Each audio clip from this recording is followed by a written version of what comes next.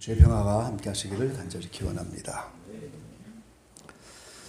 예수님은 이 땅에서 복음을 전하실 때 비유로만 말씀을 하셨습니다. 오늘 마가복음 4장 33절로 34절 말씀에 보면은 예수께서 이러한 많은 비유로 저희가 알아들 수 있는 대로 말씀을 가르치시되 비유가 아니면 말씀하지 아니하시고 다만 혼자 계실 때에 그 제자들에게 모든 것을 해석하시더라. 예수님은 비유로만 말씀하셨고 제자들에게 혼자 계시면 모든 것을 해석하셨다 이렇게 말씀하고 있습니다. 왜 비유로만 말씀을 하셨을까요? 마태복음 13장 10절 이하의 말씀에 보면 비유로 말씀하신 이유를 말씀하시죠. 제자들이 예수께 나와 가로되 어찌하여 저희에게 비유로 말씀하시나이까? 대답하여 가라사대 천국의 비밀을 아는 것이 너희에게는 허락되었으나 저희에게는 아니 되었나니. 비유로 말씀하시는 이유는 천국이 비밀인데 오늘 허락된 사람들만 깨닫고 허락되지 않은 사람은 그 비밀을 깨닫지 못하도록 그래서 비유로 말씀을 하셨다는 거예요. 자, 13절 말씀에 말씀하시죠. 내가 저희에게 비유로 말하기는 저희가 보아도 보지 못하며 들어도 듣지 못하며 깨닫지 못함이니라.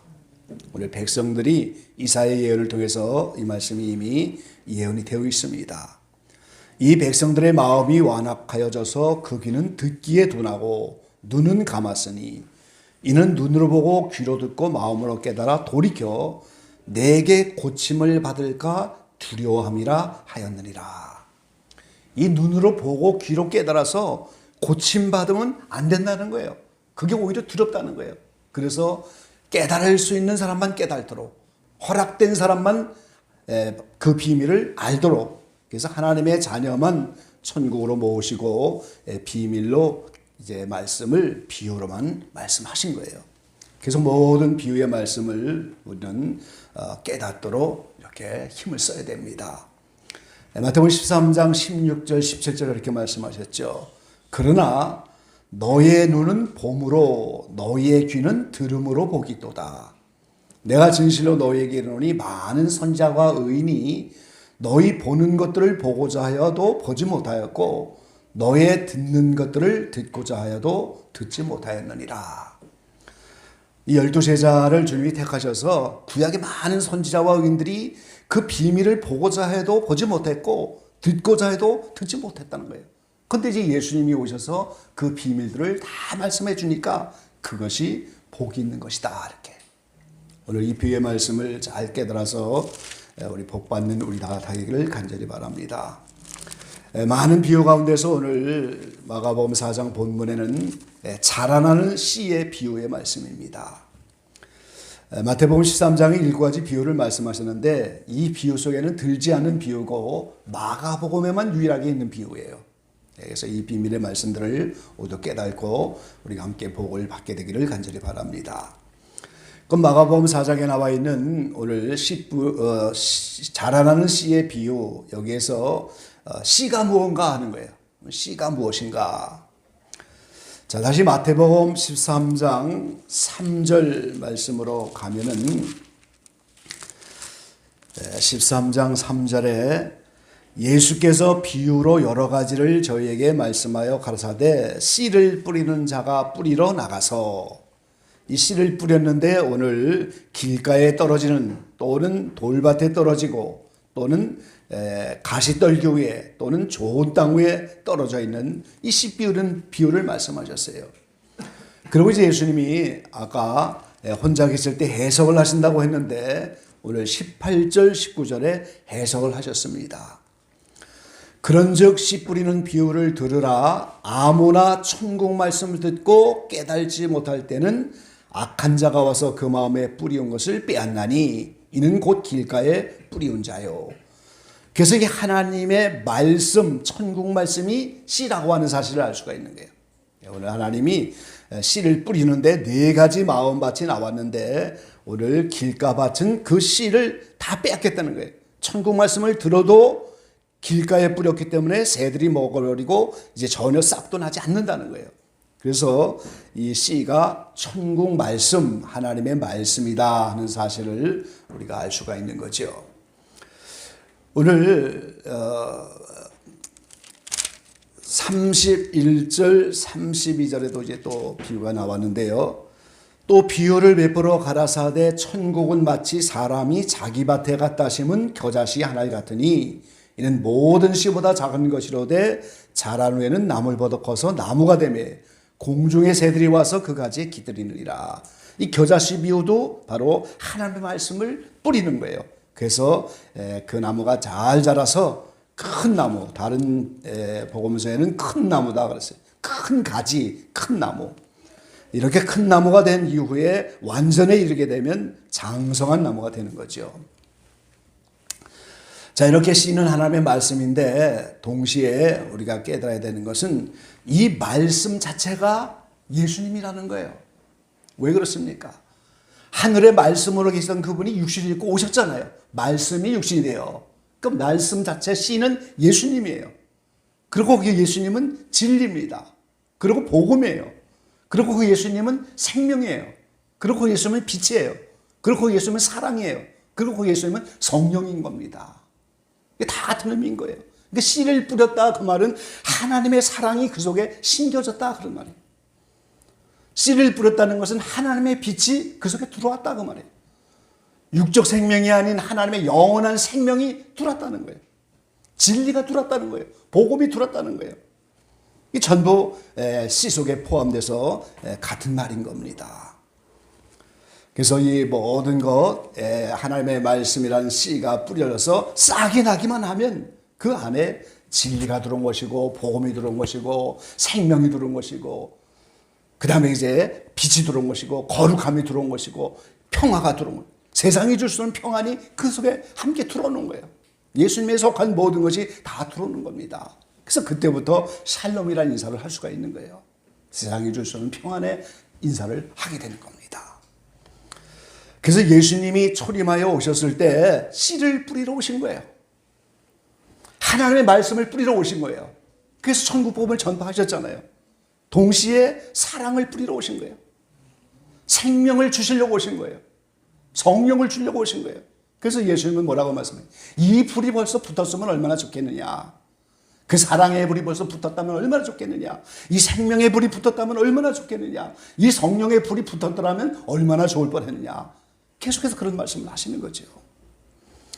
그리고 이제 이 교회 시대가 끝나요. 주님은 재림하여 오실 때는 그 씨를 뿌렸기 때문에 추수를 하러 오시는 겁니다, 여러분. 예수님이 오시는 목적은 씨를 뿌렸기 때문에 농부가 가을에 추수하는 것처럼 이제 추수를 하러 오시는 거예요. 자, 이 본문의 말씀을 공동 번역으로 제가 한번 읽어볼게요. 예수께서 또 말씀하셨다. 하느님 나라는 이렇게 비유할 수 있다. 어떤 사람이 땅에 씨앗을 뿌려놓았다.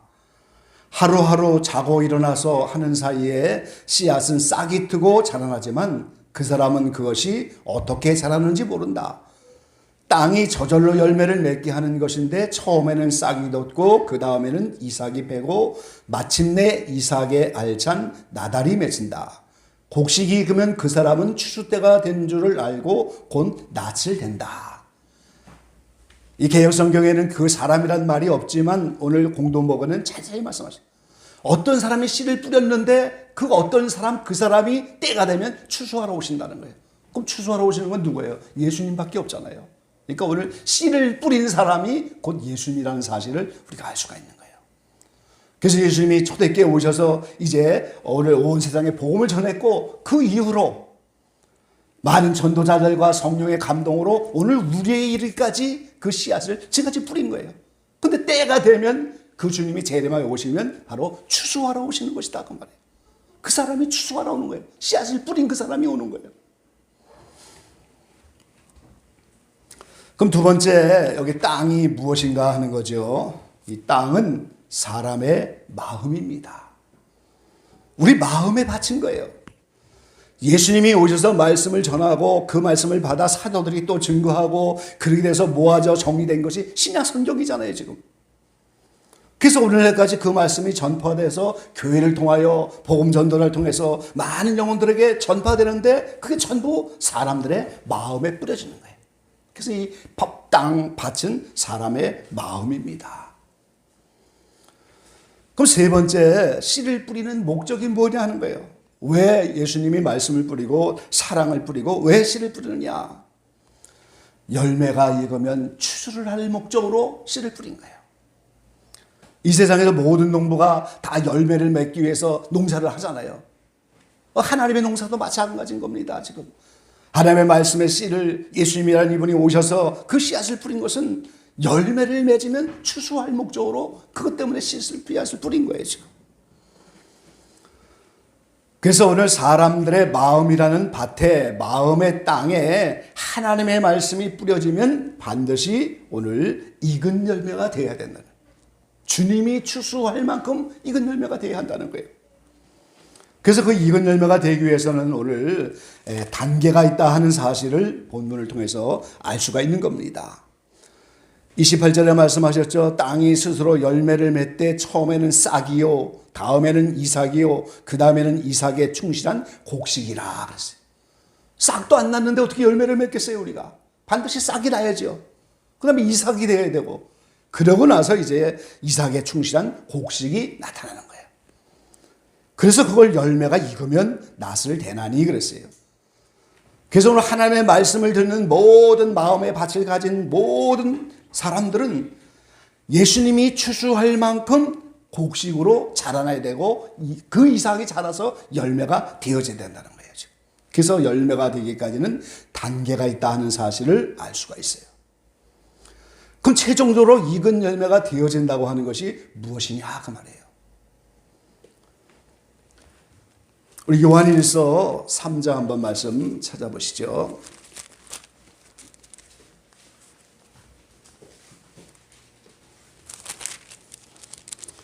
자, 10절 말씀 한번 보겠습니다. 요한일서 3장 10절. 이러므로 하나님의 자녀들과 마귀의 자녀들이 나타나나니 무릇 의를 행치 아니하는 자나 또는 그 형제를 사랑치 아니하는 자는 하나님께 속하지 아니하니라. 자, 오늘 익은 열매가 된다고 하는 것은 하나님의 자녀들이 되는 거예요. 그래서 이 세상 사람들 가운데 하나님의 자녀와 마귀의 자녀들이 나타나는데 하나님의 자녀들은 의를 행하는 자고 형제를 사랑하는 자예요. 왜요? 사랑이라는 씨앗을 뿌렸기 때문에 사랑으로 익어야 한다는 거예요. 그래서 하나님의 자녀들은 사랑하는 자들이에요. 그런데 오늘 마귀의 자녀들은 뭐겠습니까? 의를 행치 않는 자들이고 사랑의 열매를 맺지 못하는 자들이에요. 다. 그게 마귀의 자녀들이죠. 지옥 갈 인생들이에요. 자, 그러면 하나님의 자녀들이 어떻게 되는지 오늘 우리가 1절부터 9절까지 한번 교독해 보겠습니다. 요한일서 3장 1절로 9절 교독합니다. 보라, 아버지께서 어떠한 사랑을 우리에게 주사 하나님의 자녀라 일컬음을 얻게 하셨는고 우리가 그러하도다. 그러므로 세상이 우리를 알지 못함은 그를 알지 못함이니라.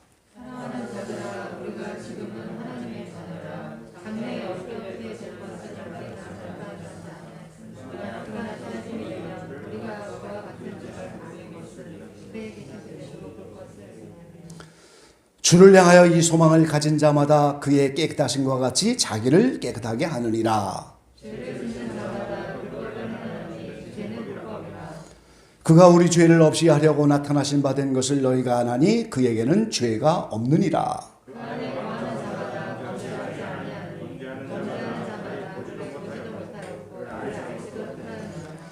자녀들아, 아무도 너희를 미혹하지 못하게 하라. 의를 행하는 자는 그의 의로우심과 같이 의롭고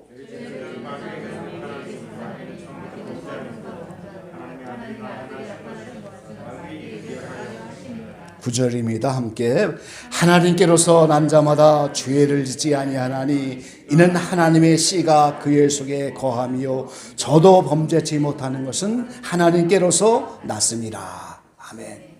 하나님의 자녀가 되고 익은 열매가 된다고 하는 것은 죄를 범치 않는 거예요.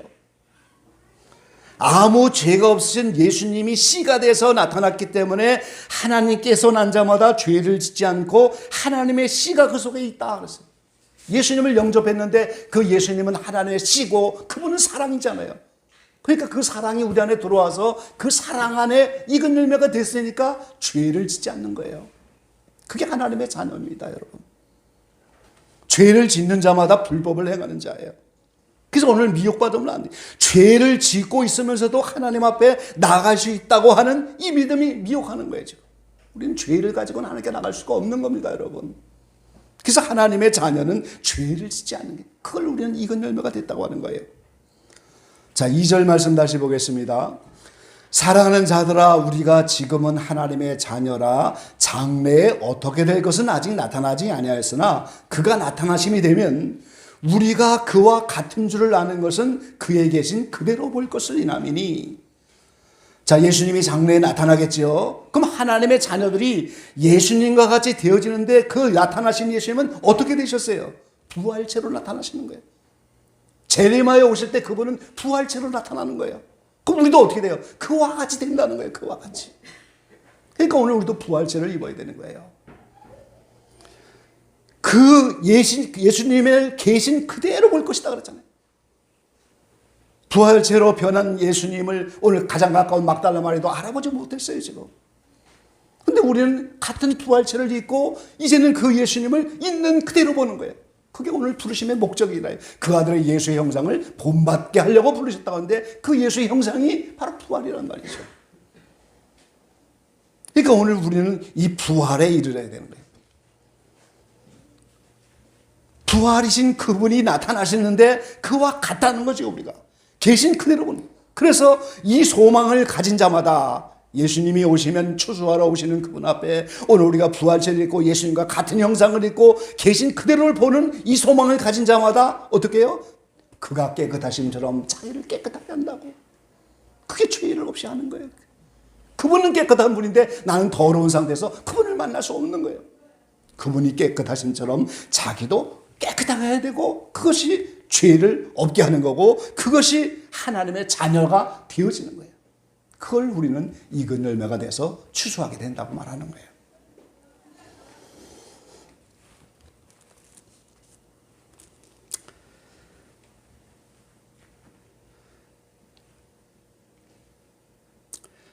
이렇게 하나님의 자녀가 된다고 하는 것을 데살로니가전서 5장 5절에는 빛의 아들이다 그렇게 표현하셨어요.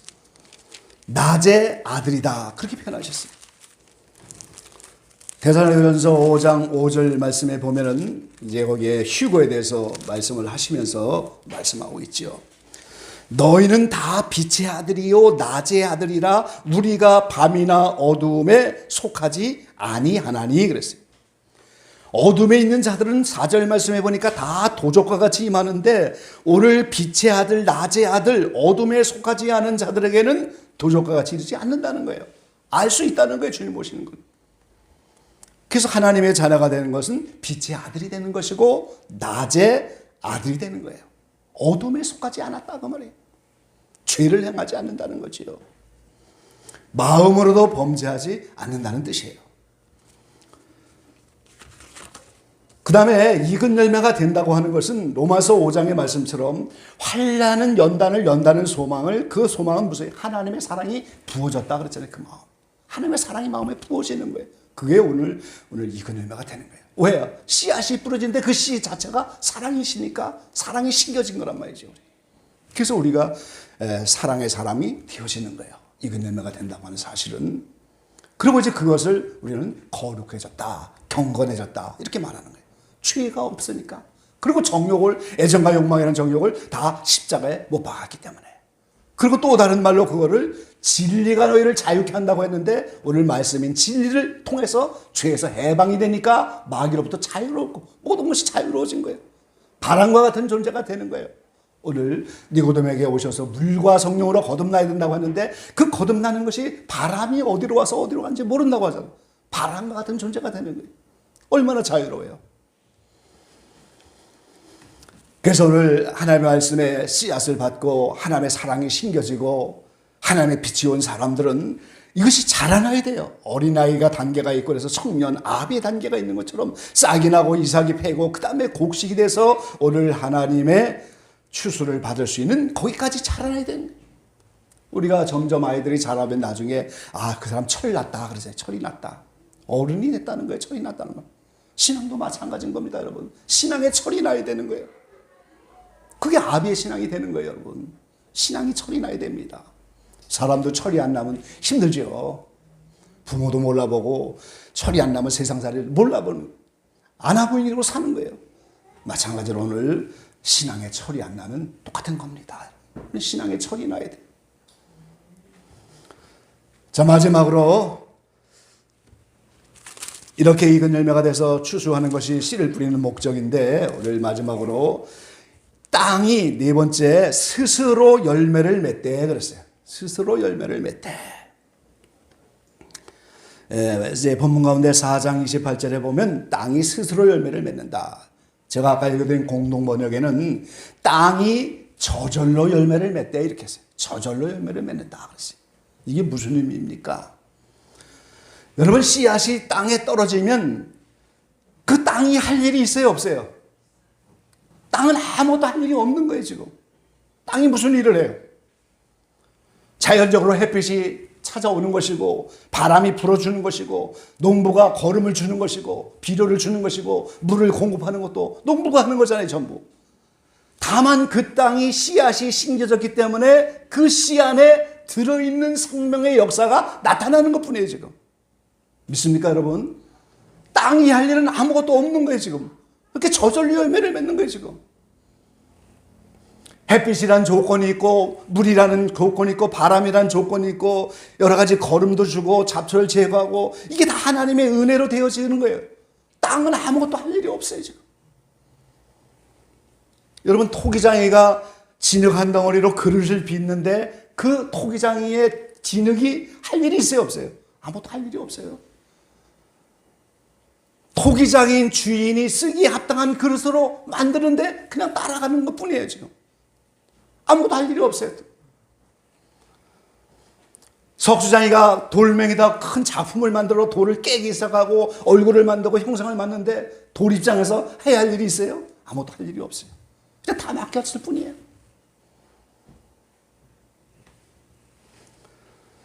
이스라엘 백성이 광야를 지나가는데 할 일이 있어요, 없어요? 구름 기둥이 떠오르면 그냥 가는 거고, 구름 기둥이 멈추면 그냥 쓰는 거예요. 그러니까 오늘 하나님의 말씀이 심겨진 땅이라고 하는 우리 입장에서는 내 마음대로 못 가지만 구름이 떠오르면 가는 것처럼 모든 환경이 열려지는 대로 우리는 따라가는 것 뿐인 거예요, 지금. 그게 땅이 할 일이에요. 저절로 열매를 맺는다 그러죠.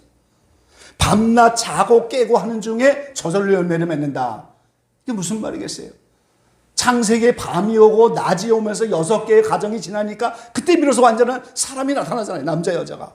오늘 우리가 하나님의 형상으로 비움받는 것도 먼저 밤이라는 단계가 오고 연단이 먼저 오는 거예요. 환란이 먼저 오는 거예요. 그다음에 낮이 찾아오는 것처럼 축복 과정이 오는 거예요.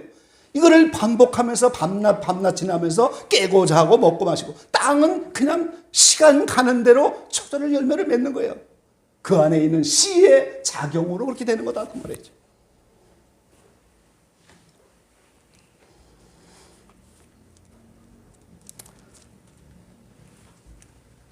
우리 하나님 말씀 하나 보시죠. 고린도전서 3장입니다.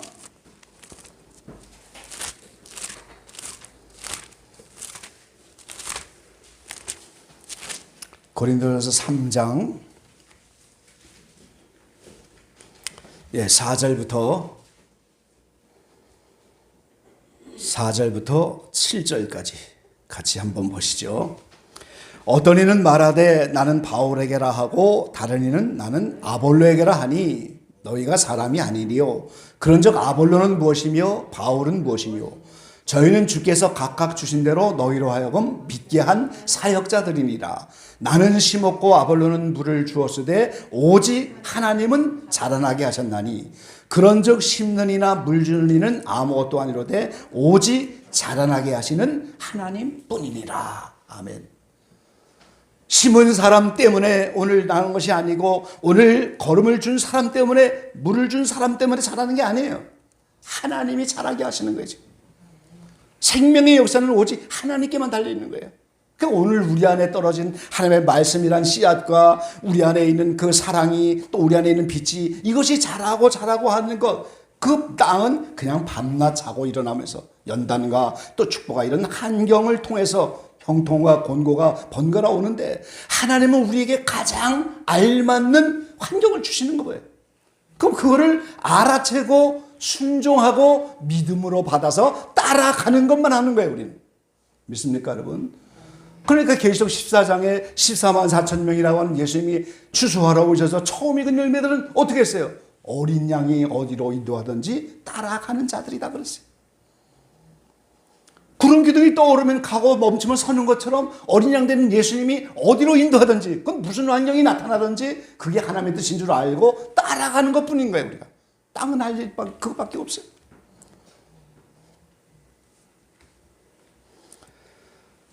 하나님의 가장 좋은 환경을 여시는 것을 여러분 믿으시기 바랍니다. 그래서 이용규 선교사님은 뭐라고 하셨어요? 내려놓음이라고 하죠. 내려놓음. 그 책을 썼어요. 여러분 내려놓는 거예요. 우리는 그죠? 한량한 자존심 때문에 명예 때문에 체면 때문에 그런 세상 것 때문에 우리는 내려놓지 못하는 거예요 지금. 근데 우리는 내려놓기 시작하면 그게 축복이고 그게 우리가 이건 열매가 되는 진리가 되는 거예요. 제가 아파트 이사 가서요 가끔 세면대가 막히고 욕조가 이제 물이 잘 안 내려가잖아요 지금.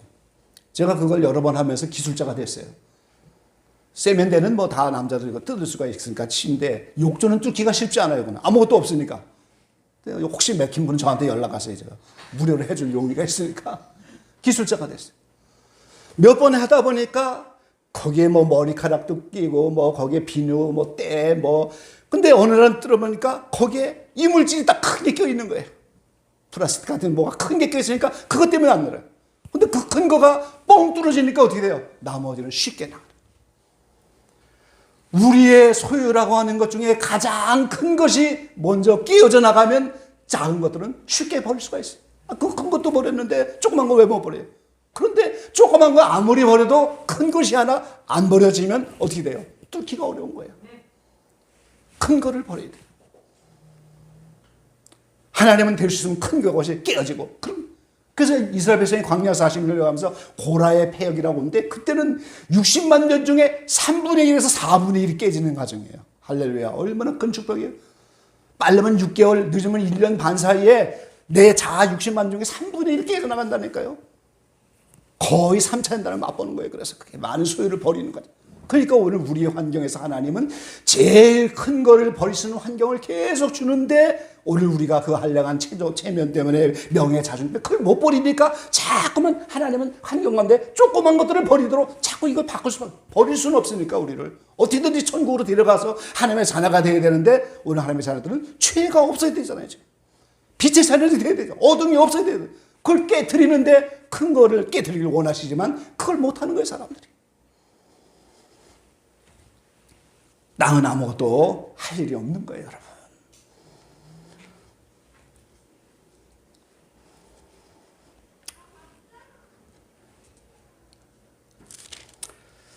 자, 우리 히브리서 말씀을 하나 보시죠. 히브리서 4장 2절입니다. 4장 2절 함께 보겠습니다. 저희와 같이 우리도 복음 전함을 받는 자이나 그러나 그 들은 바 말씀이 저희에게 유익되지 못한 것은 듣는 자가 믿음을 화합지 아니함이라. 자, 하나님이 말씀의 씨앗을 우리의 마음밭에 계속 뿌리시는데 얼마나 많은 말씀들이 우리에게 들어와요. 이스라엘 백성들도 복음 전함을 받았어요. 지금 광야에서. 그런데 그들에게 그 말씀이 유익되지 못한 것은 다시 말하면 그 말씀이 살아있는 말씀이고 운동력으로 역사해서 그 말씀이 이제 싹이 나고 이삭이 나고 막 이렇게 자라야 되는데 그렇게 못되면 유익이 없는 거죠. 왜요? 믿음으로 화합지 못했기 때문에. 그 말씀을 믿음으로 받아들여야 그 살아서 움직이는 말씀이 오늘 우리 안에 점점 사랑으로 자라고 빛으로 자라고 생명의 역사가 나타나는 건데 오늘 믿음으로 받아들이지 못하니까 열매가 없고 싹이 없는 거죠. 믿음으로 화합지 못한다 그랬어요. 그래서 그 이스라엘 백성들이 가나안 땅에 못 들어간 60만 명 버리는 그 60만 명은 전부 믿음이었기 때문에 믿음으로 화합지 못해서 4장 6절에도 말씀하시죠. 그러면 거기 들어갈 자들이 남아있거니와 복음 전함을 먼저 받은 자들은 순종치 아니함을 들어가지 못하였으므로. 자, 믿음과 또 하나는 순종치 않는 거예요. 지금 여러 가지 환경을 보내주시는데 그 환경 안에서 순종치 못하는 거예요. 3장 거기에 히브리서 3장 18절로 19절에 또 말씀하고 있죠. 또 하나님이 누구에게 맹세하사 그의 안식에 들어오지 못하리라 하셨느냐 곧 순종치 아니하던 자에게가 아니냐 이러보건대 저희가 믿지 아니함으로 능히 들어가지 못한 것이다. 그러니까 믿음과 순종만 있으면 오늘 들어가는데 믿음과 순종이 없으니까 못 들어가는 거예요. 근데 그 믿음과 순종이 없는 것을 오늘 히브리서 기자는 뭐라고 하면 그것이 너의 마음이 강팍한 것이다 이렇게 말하고 있어요. 마음이 강팍하기 때문에 그 안에서 씨가 생명력을 역사하지 못하는 거예요. 그래서 믿음이 없는 거예요. 마음이 강팍하니까 그 안에 순종할 수이 없는 거예요 지금. 그러니까 강팍한 마음을 두려워하라는 거죠. 그래서 거기 3장 8절 보겠습니다. 노하심을 격동하여 광야에서 시험하던 때와 같이 너의 마음을 강팍해 하지 마라. 자, 물이 없어요. 먹을 양식이 없어요 지금. 수많은 시험을 광야에서 다 봤는데 그 모든 시험이 사람의 마음을 노하게 하고 격동하게 하는 거예요. 근데 그렇게 되는 것이 마음을 강팍하게 하는 거예요. 환경에서 마귀는 계속해서 우리를 노를 바라게 하고 격동시키고 그래서 마음을 강팍하게 하는 거예요 지금.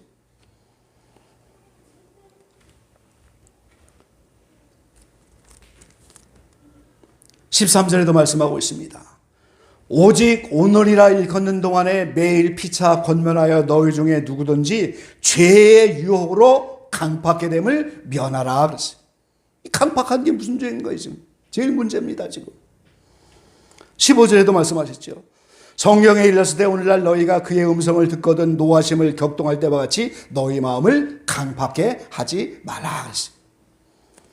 여러 가지 시험을 받고 여러 가지 공격을 받는 것이 오늘 밤낮 자고 깨는 것처럼 우리에게 밤이 온 거고 연단이 온 거고 곤고함이 온 것인데 그때 시험 받으면 노하고 격동하면서 마음이 강팍해진다는 거예요 대부분. 그렇게 되면 어떻게 돼요? 믿음으로 받지 못하고 그렇게 되면은 오늘 그걸 믿음으로 못 받으니까 어떻게 순종 못한다고 말이죠. 그게 오늘 우리의 자가 깨어지지 않는 원인이 거기 있고 60만 명이 죽지 않는 이유가 거기에 있는 거죠. 하나님은 가장 좋은 길을 먼저 이제 카드를 내놓으시는데 그걸 못 받아들이는 것이요.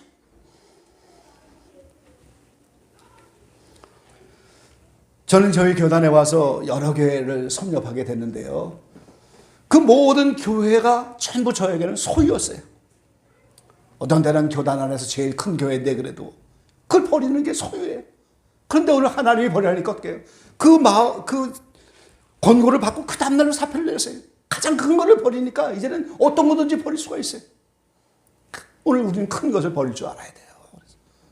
근데 그 순간에 마음이 강팍해서 오늘 노하고 격동하면서 그래서 믿음으로 순종하지 못하니까 오늘 우리는 이렇게 점점점 자라나서 하나님의 자녀가 되지 못하고 아직도 여전히 죄 가운데 있고 불법 가운데 있고 아직도 미워하고 아직도 이렇게 하나님의 사랑, 죄가 없는 하나님의 그 씨가 우리에게 들어왔는데도 불구하고 그러한 신앙의 문제에 나가지 못하는 거예요. 이 아침에 여러 가지 주시는 환경 가운데 다시 한번 감사하면서 여러분이 믿음으로 받아들이고 모든 환경을 순종하며 달려가게 되시길 간절히 축원합니다. 그게 축복인 거예요. 그게 축복이에요.